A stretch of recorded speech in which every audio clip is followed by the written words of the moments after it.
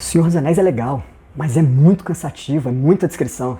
Eu tenho certeza que você já escutou alguém falando isso quando conversou sobre o livro do Senhor dos Anéis. Tem vontade de conhecer um épico à altura sem aquele volume absurdo de descrições?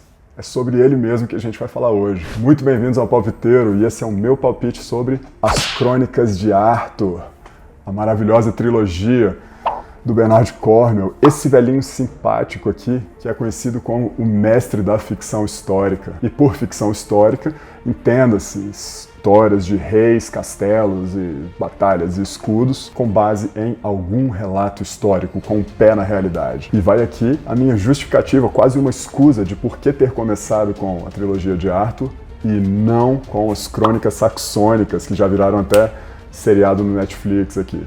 Simplesmente porque as crônicas de Arthur já têm início, meio e fim, enquanto as crônicas saxônicas ainda estão em andamento.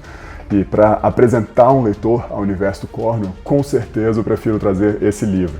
Inclusive para presentear os jovens que se interessem pelas histórias de guerreiros de armadura, cavaleiros cheios de honra, acredito que essa seja a melhor opção. Um pouquinho de contexto então. Bernard Cornwell é elogiado pela sua capacidade de criar personagens carismáticas, pela sua precisão histórica e também pela qualidade da sua prosa. Mas não é isso que salta aos olhos. Esse não é o principal ponto a ser enaltecido pelos seus leitores. Esse é um homem que narra batalhas medievais como ninguém. Lembram do Portões de Fogo e das paredes de escudo e daquela sensação avassaladora de estar dentro da batalha? Pois é. Esse é um autor que te propicia, te transporta para dentro daquele tempo violento. Muitos autores brasileiros, novos autores na verdade, se inspiram e até copiam descaradamente esse estilo. E não é problema algum. Você pode copiar, você pode tentar emular o estilo dos seus favoritos, desde que seus favoritos sejam grandes autores. E esse aqui, com certeza, é um dos grandes. Bernard Cornwell não precisa de modéstia nenhuma ao dizer que redigiu um clássico moderno. Nossa saga é composta por esses 3 volumes aqui, O Rei do Inverno, O Inimigo de Deus e Excalibur. Cada um com aproximadamente 500 páginas de história e acredite, elas vão passar com muita qualidade, muita tranquilidade. A leitura em momento algum se torna maçante, mesmo com a quantidade absurda de personagens envolvidas. E aqui vale um desabafo do booktuber. A maioria daqueles que se aventuram a falar sobre esse livro passam muitos apertos ao falar o nome dos personagens.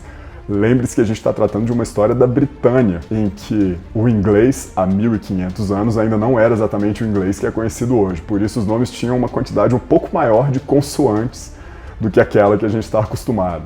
Vou só botar alguns dos nomes aqui para que o espectador e o futuro leitor tentem ir se acostumando a essas pronúncias diferentes. Mesmo assim, o protagonista tem um nome fácil, felizmente. Não é o Rei Arthur.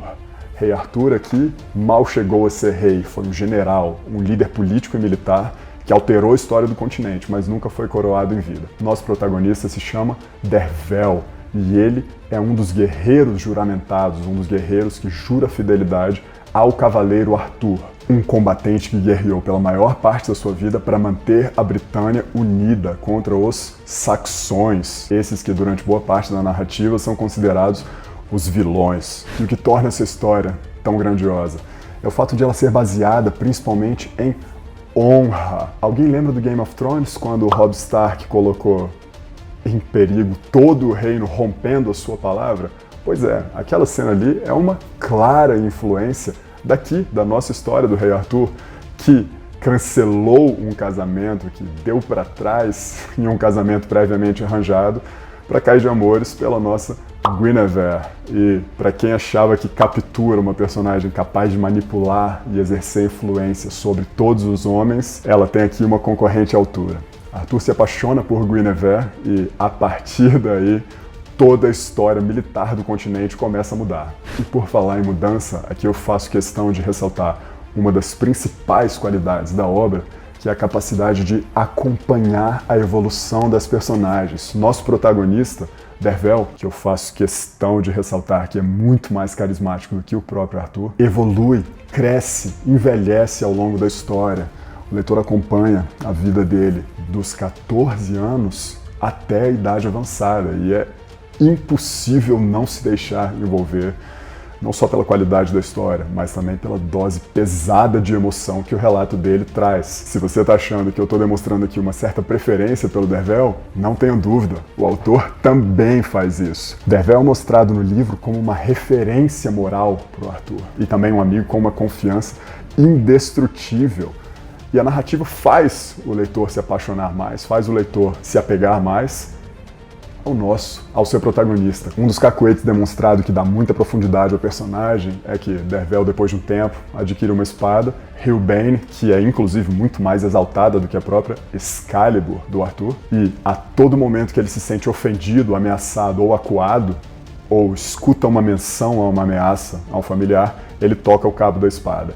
Esse recurso é usado na medida certa, não é super explorado e ajuda a dar muita profundidade ao nosso protagonista. E por falar em personagens preferidos, aqui vale a pena mencionar uma das personagens preferidas do leitor, que é o mago Merlin, aqui chamado de o druida Merlin. Druida é uma espécie de pajé, um manipulador de energias místicas, que era uma figura política poderosa e temida à época, porque os druidas eram intocáveis no campo de batalha. Merlin é uma das peças centrais da história e eu devo dizer que é um personagem odioso. Não é aquele velhinho de barba branca mostrado nas histórias, mas sim um homem moreno de aspecto mais selvagem. E é aqui que vale a menção ao trato magistral que Bernard Cornwell dá ao sobrenatural.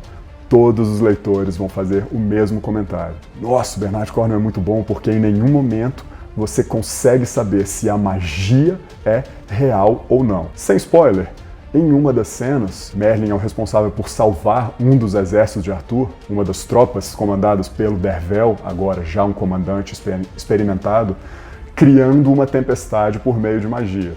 E em nenhum momento o leitor consegue chegar à conclusão se Merlin realmente tem poderes sobrenaturais ou se é só um charlatão, alguém que influencia a sua audiência, os seus espectadores, por meio de truques e conta com fenômenos da natureza.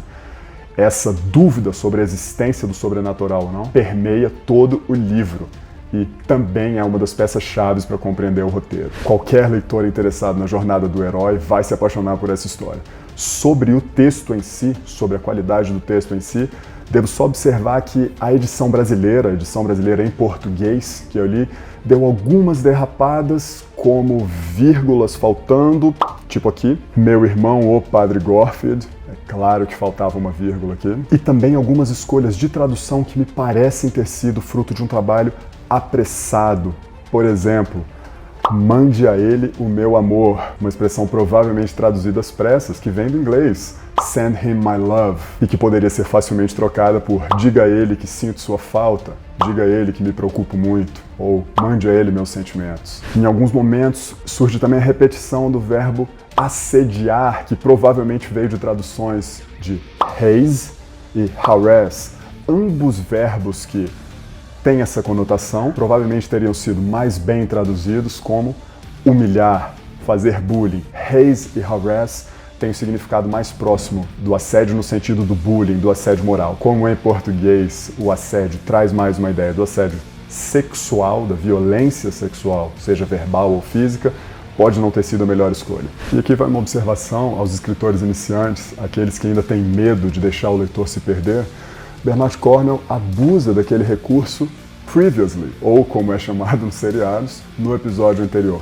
Frequentemente ele retoma a história, não só no início dos seus livros, para mostrar uma espécie de carômetro dos seus personagens, uma lista com todos os nomes, e costuma repisar história já contada, como se ele não quisesse correr o risco de deixar o leitor perdido, então ele faz questão de retomar partes da história. É um recurso que, usado por um dos grandes, acaba funcionando bem. E como não podia deixar de ser, fica aqui uma das citações de batalha assustadoras do livro. Eu estava de novo na fileira da frente, tão perto da linha inimiga que podia sentir o hidromel no bafo deles. Para quem se emocionou com portões de fogo e com aquela parede de escudos, não tenho a menor dúvida de que aqui esse sentimento vai se intensificar, com batalhas tão viscerais que podem fazer o leitor ficar desnorteado, como, por exemplo, o momento em que o Dervel é golpeado no elmo e só não cai porque a massa de guerreiros o manteve de pé e ele inconsciente foi segurado pelas pessoas que estavam tentando amassá-lo. Consegue imaginar isso? Uma massa compacta de pessoas, tão bruta, tão dura, que é capaz de manter em pé um homem inconsciente só